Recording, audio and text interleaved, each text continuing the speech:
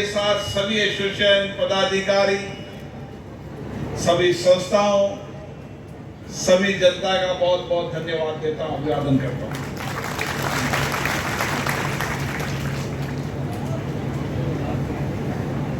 बूंदी का ये इलाका जो देश और विश्व का महत्वपूर्ण पत्थर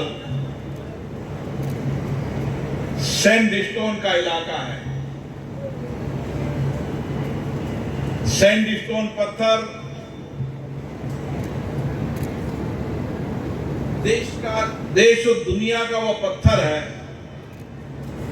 जिसकी चमक कभी कम नहीं होती है, जिसमें पानी कभी ठहरता नहीं है, जिसमें केमिकल के कारण पत्थर खराब नहीं होता है। ये पत्थर गरीब की छत पर भी काम आता है तो बड़े लोगों के आंगन में भी काम आता है। और इसीलिए इस पत्थर की महक केवल हिंदुस्तान में नहीं है, इसकी चमक हिंदुस्तान के बाहर भी कई देश के अंदर है। मैं कई देशों के अंदर जाता हूं, जब कोटा स्टोन देखता हूं, सैंड स्टोन देखता हूं, तो मुझे गर्व होता है कि मेरे इलाके का पत्थर है। और मैं वहां के राष्ट्राध्यक्षों को बताता हूं, ये पत्थर मेरे संसदीय क्षेत्र का है, मेरे राज्य का है, जहां की चमक हमेशा बनी रहती है। और इस इलाके के अंदर हजारों मजदूर जिनकी कड़ी मेहनत पसीने से तपती धूप के अंदर हो, ठंड में हो, ये मजदूर अपनी मेहनत कर कर, अपना पसीना बहाकर इस पत्थर को दीवारों पर, जमीन पर, आसमान पर, छत पर लगाने योग्य बनाता है। मैं उन मजदूर भाइयों को भी प्रणाम करता हूं जिनके पसीनों से इस पत्थर की चमक देश और विदेश में फैली है। और विशेष रूप से आपने जहां इस पत्थर के इलाके के अंदर इस इलाके को हरा भरा कर इस इलाके में सघन वृक्षारोपण कर जहां जमीन से पत्थर निकाला है, वहां बची जमीन पर आपने हरा भरा करने का काम भी किया है। 2006 से माइंस एसोसिएशन लगातार काम कर रही है और अभी तक 1,24,000 पौधे आप लगा चुके हैं। पौधे लगाए नहीं, आपने पौधों का संरक्षण किया, उनको बड़ा किया। और ये जमीन जब मैं देखता था जो बंजर थी, आज हरी भरी नजर आ रही है। लेकिन हमारा लक्ष्य और है,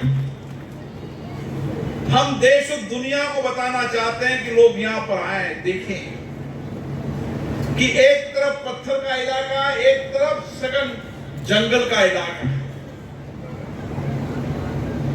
जहां पत्थर भी कटता है ताकि लोगों को रोजगार मिले, दूसरी तरफ सबसे बड़ी हरियाली भी इस इलाके के अंदर है। और इसके लिए हमें दोनों काम करने होंगे। जहां एक तरफ पत्थर काटने के बाद जो जमीन बची है, उस जमीन के अंदर पौधा लगाकर, पेड़ लगाकर, विभिन्न तरह के पेड़ लगाकर देश को बताना है कि किस तरीके से हमने इस इलाके को हरा भरा कर दिया। ये इलाका बरड़ इलाका नहीं है, ये हरियाला का इलाका है, हरा भरा इलाका है। इसलिए आपको दोहरी जिम्मेदारी निभानी पड़ेगी।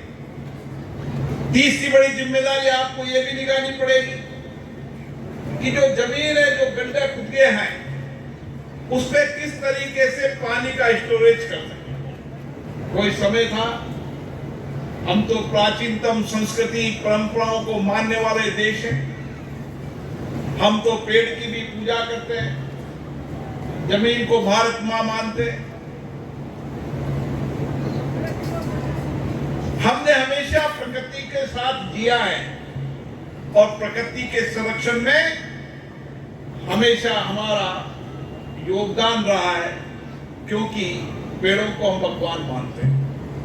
इससे हमारी जिम्मेदारी हो जाती है कि जल देवता के रूप में हम किस तरीके से, जो माइंस कट गई है, जो गहरे हो गई है, उस पानी के माइंस के अंदर हम ऐसी योजना बनाएं कि पानी आए और माइंस जो कट गई है, जो उपयोग में नहीं हो रही है, वो तालाब के रूप में काम आए। मैं जयपुर के पास एक गांव में गया था। उस गांव के अंदर न तो पानी था, ट्यूबवेल थे 600, 700, 800 फीट, पर कुछ गांव लोगों ने तय किया कि इस इलाके को हमें हरा भरा करना है। उन्होंने उस बरसात के पानी को इस तरीके से रोकते चले गए कि इस गांव के अंदर वाला बरसात का पानी और उस गांव से आने वाले बरसात को पानी को उन्होंने वहां रोककर आज वो इलाका हरा भरा हो गया है, ग्रीन हो गया है, और उस इलाके के अंदर पानी की कोई कमी नहीं है। जो ट्यूबवेल में 600, 700 फीट पर ट्यूबवेल का पानी आता था, वो 50, 60, 70 फीट पर ट्यूबवेल का पानी आता। मुझे अभी कुछ किसान मिले थे, कुछ लोग माइंस का काम करते हैं, पर कुछ लोग किसान भी हैं जो 2 टाइम की रोटी के इंतजाम के लिए अन्न उगाने का काम भी करते हैं। उन्होंने कहा कि पिछले 15 दिन से बरसात न आने के कारण हमारी फसल सूख गई, बिजली की हालत खराब है, किसानों को बिजली नहीं मिल रही, ट्रांसफार्मर नहीं मिल रहे। मेरे पास बहुत दूर दराज के लोग जब आते हैं, जब वह सब जगह घूम कर आते हैं, उनको लगता है कि अब समस्या का निदान नहीं हो रहा, तो आज सुबह 9 बजे भी कम से कम 100 किसान मेरे पास आए, अलग अलग गांव के आए। अभी मैं रास्ते में आ रहा था तो भगवानपुरा से लेकर, खड़ीपुर से लेकर जितने भी गांव आए, उन गांव के लोगों ने कहा कि न बिजली आ रही है, और बिजली 6 घंटे की जगह 2 घंटे 3 घंटे नहीं आ। मैंने कल भी अधिकारियों को कहा था कि बिजली की आवक पूरी होनी चाहिए, किसान संकट में है, उसको बिजली नहीं मिल रही है।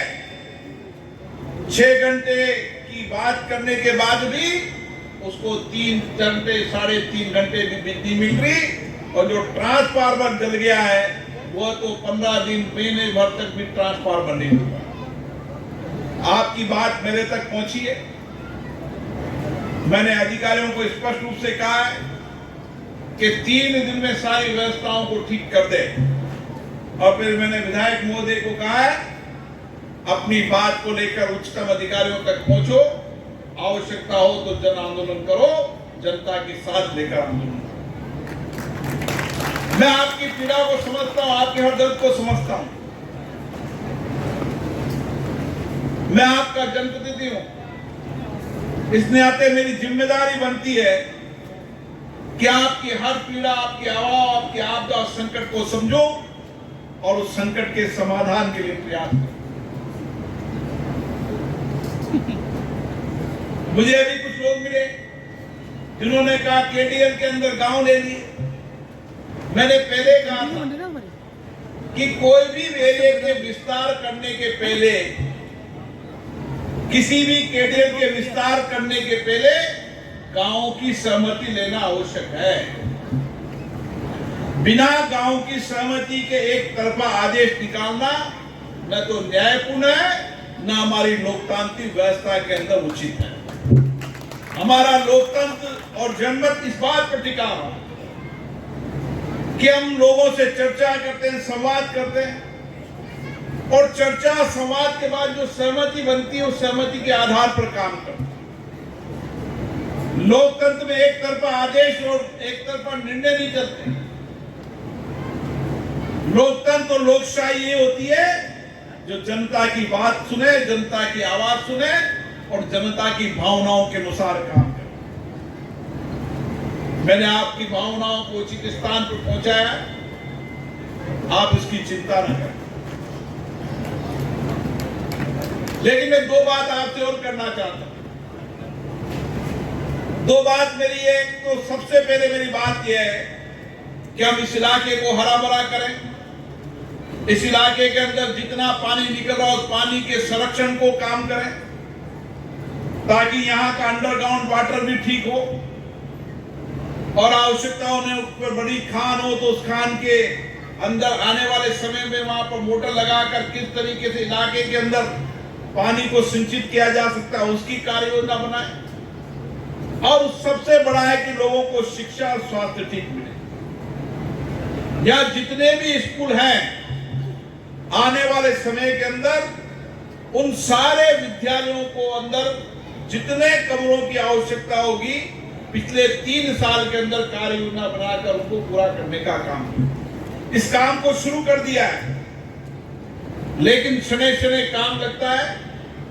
मेरा मन है कि यहाँ पर पढ़ने वाला हर बच्चे को अच्छी शिक्षा मिले, संस्कार मिले, नई तकनीकी की शिक्षा मिले, ताकि गांव से निकला हुआ बेटा भी देश और विश्व का नेतृत्व कर सके। और उसके साथ, शिक्षा के साथ मेरी बहुत बड़ी जिम्मेदारी बन जाती है कि मेरे इलाके का हर व्यक्ति स्वस्थ रहे। और स्वस्थ रखने के लिए हमने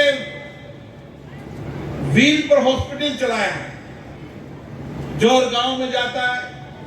उसका जाने का उद्देश्य रहता है कि 27 तरह की जांच होती है, और आवश्यकता होने पर जो प्रारंभिक जांच में निकली उसको दवा भी वहां दी जाती है। कई लोगों की आंखों की प्रॉब्लम रहती है, उनको लिया जाता है, फिर उनका ऑपरेशन कोटा कराया जाता है। लेकिन एक इलाके की बहुत बड़ी समस्या है, मैं माइंड शोल्डर वालों से निवेदन करना चाहता हूं, ये पीड़ा मैंने खुद ने देखी कि कई लोग वर्षों तक जांच नहीं कराते। अभी 3, 4, 5 घटनाएं मेरे साथ ऐसी गुजरी है जिसको मुझे, मेरे मन को बहुत पीड़ा दी है। मेरे घर पे एक व्यक्ति काम करता था, एकदम उसका बीपी हुआ और उसका सिर की नस फट गई। अब सामान्य रूप से मेरा आप लोगों से आग्रह है कि जितने माइंड शोल्डर हैं, वो माइंड शोल्डर अपने यहाँ काम करने वाले लोगों की सारी प्राथमिक चिकित्सा की जांच कराएं। आपको कुछ नहीं करना, डॉक्टर में भेजूंगा, दवाएं में भेजूंगा। आपको योजना बनानी है कि 3, 4, 5 माइंसों के बीच में से एक कैंप लगेगा, वहां पर लोग आए, उनकी जांच हो, उनका डिजिटल कार्ड बनेगा, 6 महीने बाद फिर उनकी जांच होगी, ताकि कभी कोई गंभीर बीमारी हो तो उसका पता चल जाए और उस गंभीर बीमारी का इलाज कर सके। क्योंकि यहाँ पर पत्थर काटने का आदमी काम करता है, और पत्थर काटने के कारण सिलोसिस बीमारी भी होती है, फेफड़ों की बहुत बड़ी बीमारी होती है। लोगों को जानकारी नहीं होती, जवान आदमी चला जाता है, कारण पता नहीं चलता है कि जवान था, कुछ हुआ पता नहीं कैसे चला गया। हम 75 साल बाद जी रहे हैं। लोकसभा स्पीकर आपका जनप्रतिनिधि है, अगर एक व्यक्ति भी बीमारी की जानकारी के अभाव में, या धन के अभाव में, या इलाज के अभाव में जाता है तो मेरी जिम्मेदारी बनती है। मेरा आपसे निवेदन है कि आप योजना बनाकर भेजें। इस 3 महीने के अंदर अंदर सब लोगों की जांच कर डिजिटल कार्ड बनाएंगे, और कोई भी व्यक्ति गंभीर बीमार होगा तो उसकी जांच करने की जिम्मेदारी मेरी है, ताकि हर व्यक्ति स्वस्थ रहे। दूसरा, जब भी मैं इस इलाके के अंदर आता हूं, एक मांग जरूर उठती है, तो मांग उठती है चले जाते हैं। जब आप मांग उठा रहे थे उसी समय मैंने एसडीएम साहब को बुलाया था। मैंने पहले भी कहा था, पर जनप्रतिनिधि ने कोई भी जिम्मेदारी से काम नहीं किया। मैं खुले में कहता हूं कि कोई एसडीएम से मिलाओ, तहसीलदार से मिलाओ, पटवारी से मिलाओ। मैंने कहा कि स्टेडियम के लिए धन का अभाव नहीं होगा। ये मैंने कई बार कहा, आज भी खुले मन से कह रहा हूं। लेकिन जमीन के आवंटन की प्रक्रियाएं पूरी करें। यहाँ के सरपंच साहब, यहाँ के प्रधान साहब, इस इलाके के अंदर एसडीएम तहसीलदार से बात कर ये इलाका हो तो ये इलाका, जो भी इलाका हो, उस सिवाय तक जमीन को खेल मैदान के लिए आवंटन करें। आप खेल मैदान ऐसा देखेंगे न कोटा में होगा, बूंदी में ऐसा खेल मैदान बनाएंगे। अभी बूंदी के अंदर 25 करोड़ का खेल का मैदान बन रहा है, 25 करोड़ रुपए और स्वीकृत करा दिए। कोटा में जो कोई स्टेडियम नहीं होगा, उससे बड़ा स्टेडियम 50 करोड़ का बूंदी में बनने वाला है। धन की कोई कमी नहीं है, लेकिन कागज देने के पहले सामुदायिक भवन बनाओ, धर्मशाला बनाओ, ये बनाओ, उसकी पूरी तैयारी करनी पड़ती है, उसका पट्टा देना पड़ता है। नहीं तो लोग कहते हैं बिरला जी घोषणा कर गए, हुआ नहीं। अब उनको क्या समझाएंगे, सरपंच साहब ने पट्टा दिया नहीं, जंगल की जमीन थी, वहां बन नहीं सकता, तो आरोप मेरे पर है। इसलिए मैं घोषणा करने के पहले मैं कह रहा हूं आपको, जिस दिन आप लाओगे उस दिन से 1 करोड़ रुपए स्वीकृत कर देंगे, और 1 करोड़ से नहीं, आगे 5 करोड़ रुपए तक लगाएंगे। आप प्रक्रिया शुरू करो, उसकी चिंता मत करो। इस इलाके के अंदर जो कुछ भी बचे हुए काम है, मुझे एक एक काम की याददाश्त है। कुछ कारण होते हैं, कुछ प्रस्ताव राज्य सरकार के भेजने में देरी होती है। मुझे पता है कि 1 किलोमीटर के दायरे से निकलकर जैन साहब ने कितने दिल्ली के चक्कर काटे। ये 3 साल तक, 5 साल तक जयपुर दिल्ली के चक्कर काटते ना, दिल्ली के दरवाजे पर उनको कोई सुनने वाला नहीं। जिस दिन प्रस्ताव आया उसके 15 दिन में उन्हें नोटिफिकेशन निकाल दिया। राज्य सरकार से प्रस्ताव आया, मैंने उसी दिन मंत्री जी से कहा कि मैंने कहा इस नोटिफिकेशन का तुरंत नोटिफिकेशन निकाल, क्योंकि प्रस्ताव राज्य सरकार से जाता है। और इसीलिए जो बातें आपने कही है, जो विषय आपने कहे, कुछ दिनों का इंतजार करो, वक्त बदल रहा है, कोई दिक्कत नहीं आने देंगे, कोई दिक्कत नहीं आने देंगे। मैं चाहता हूं इस इलाके की मूलभूत समस्याएं जो वर्षों तक पड़ी है, उन वर्षों से पड़ी समस्याओं का समाधान अब जल्दी हो। और मैं कोई बहुत लेट नहीं करना चाहता समस्या, मैं चाहता हूं समस्याओं का समाधान जल्दी हो। लेकिन कुछ तकलीफें होती है, उन तकलीफों का समाधान राज्य सरकार से जाता है, नीचे से जाता है, लगातार प्रयास करते रहते हैं। लेकिन आप निश्चित मानो, कोई कमी नहीं आएगी। ज्ञापन का मैंने प्रतिवेदन पूरा पढ़ लिया है। क्या कहना चाहेंगे? तो ये जो बरड की सैंडस्टोन माइन एसोसिएशन है, ये बंसल साहब के नेतृत्व में बहुत बढ़िया काम करती है। खासतौर से वृक्षारोपण और पर्यावरण के संबंध में बात करें तो मैं पिछले 15 साल से इनको देख रहा हूँ। इन्होंने अभी तक लाखों पेड़ लगाए हैं, लगाए ही नहीं, उनको बचाया भी है। उनको पालने के लिए इन्होंने 20 आदमी रख रखे हैं, पानी की पूरी व्यवस्था रखते हैं, समय समय पे ध्यान रखते हैं। जब तक पेड़ 3 साल का नहीं हो सकता तब तक ये उसकी रखवाली करते हैं। ये पूरा बंजर एरिया था जिसको आज इन्होंने हरियाली में कर दिया। कई जगह, यही नहीं, माता जी के नले में और कई जगह मैं इनके साथ गया हूँ। इन्होंने बहुत अच्छा किया काम, और आज भी बहुत अच्छा इन्होंने इनकी जो समस्या थी वो भी उन्होंने लोकसभा अध्यक्ष जी के सामने रखी है, और लोकसभा अध्यक्ष जी ने भी इतना लंबा समय दे करके उस समस्या को निराकरण के लिए भी पूरा वादा किया। बूंदी जिले वासियों पे केडीए ने जो एकदम से थोपा है, केडीए के लिए हम लोग पूरी तरह तैयार हैं। हम लोग गवर्नर से भी मिल लिए, उनको भी ज्ञापन दे दिया कि इसको पास मत करो, और 28 तारीख को भारतीय जनता पार्टी कोटा यूआईटी पे इसके खिलाफ जोरदार प्रदर्शन करो। वृक्षारोपण जो इतना बड़ा किया है, तो क्या संदेश देना चाहेंगे प्रदेश को? वृक्षारोपण तो हर आदमी का फर्ज है। हमारी हिंदू संस्कृति में क्या होता है, आज मैं मरूंगा तो 2 पेड़ साथ ले जाऊंगा, तो कम से कम मेरा ये धर्म बनता है कि मैं 4 पेड़ खाली लगाऊं नहीं, उनको 3 साल तक, जब तक वो बड़े नहीं हो जाए तब तक उसकी सेवा भी करूं। ये हर आदमी को इसके लिए प्रयत्न करना चाहिए। इसके बारे में जानकारी दें। आज विशाल वृक्षारोपण के कार्यक्रम में सैंडस्टोन एसोसिएशन माइन समन्वय विकास समिति के द्वारा हर साल प्रतिवर्ष वृक्षारोपण का कार्यक्रम किया जाता है, जिसमें 5000 से 10,000 वृक्ष प्रति साल लगाए जाते हैं, और उनकी देख रेख से लेकर उनके अंत तक की व्यवस्था, मॉनिटरिंग, खाद, बीज, जल, वायु सब उनकी देखरेख समिति के माध्यम से की जाती है। आज हमारे लाडले ओम जी बिरला साहब लोकसभा अध्यक्ष पधारे हैं।